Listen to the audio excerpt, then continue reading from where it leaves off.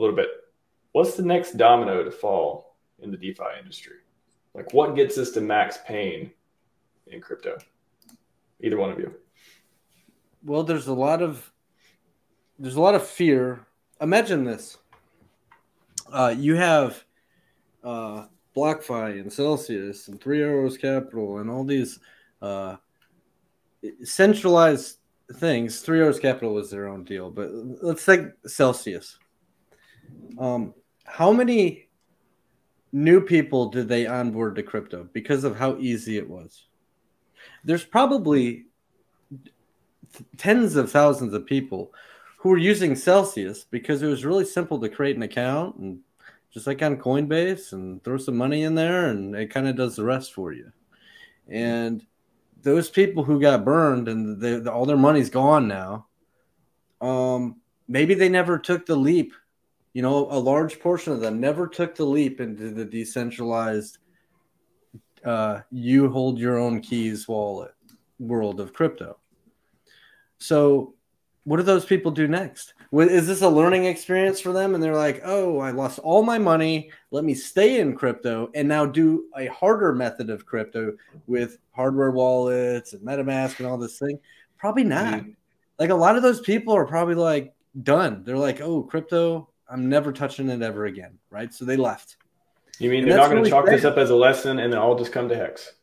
You know, they could, right? But it keeps happening over and over and over. All these, you get burned a lot, and it is really, really bad for crypto.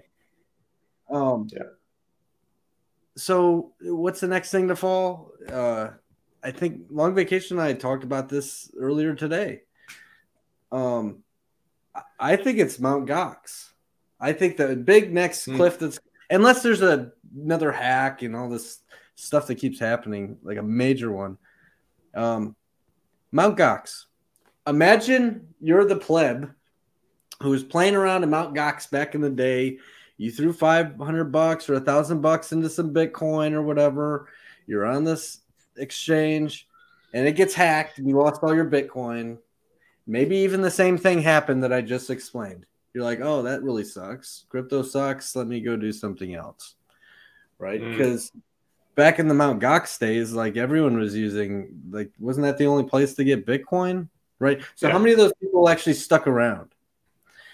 Now, all of a sudden, they're getting a portion of their Bitcoin back, but it's like millions of times more valuable than it was when they lost it. So it's like winning the lottery for these people.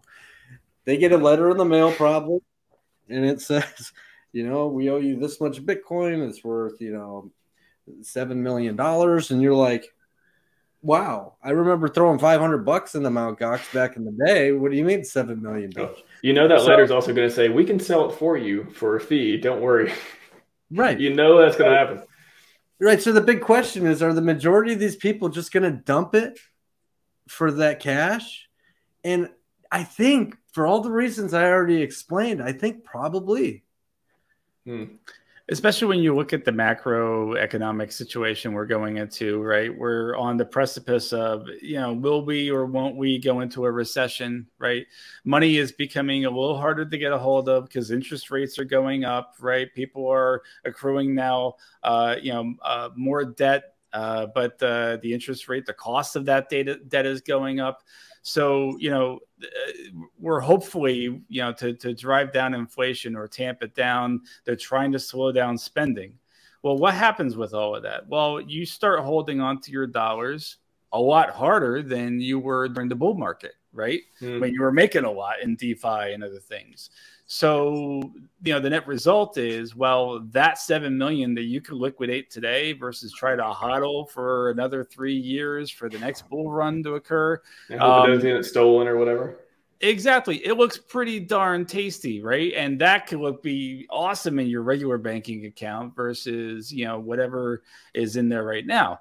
So, you know, you add all those things up, I think you have a situation where you now have a large amount of Bitcoin that could suddenly come to the market that could, you know, drive the market down and, you know, through Hart's law, bring a lot of other things down with it through you know, correlation on price activity.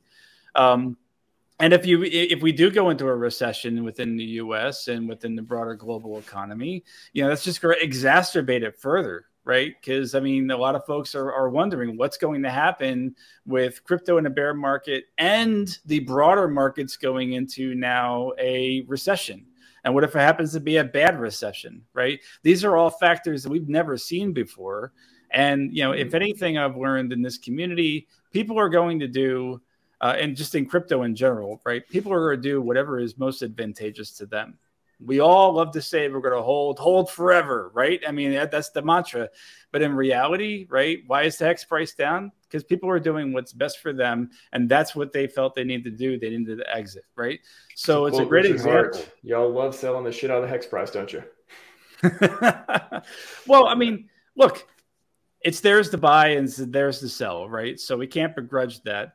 But the point being, could this confluence of events come together? Mt. Gox, a greater recession, raising interest rates and so on, really kind of push us over the edge to really see then that original prediction that Richard Hart made of 11K or even lower Bitcoin prices, right?